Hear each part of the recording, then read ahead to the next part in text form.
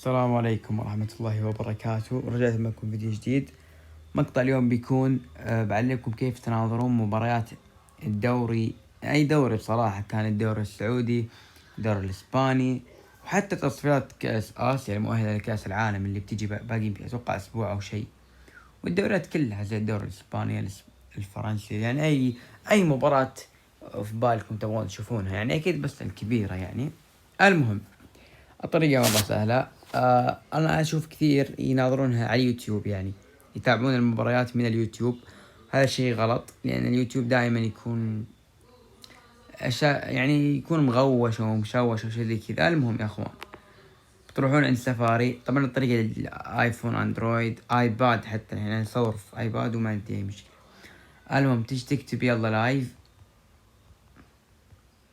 و تجي على أول موقع، وهذه مثل الحين المباريات اليوم ذي تشوفون.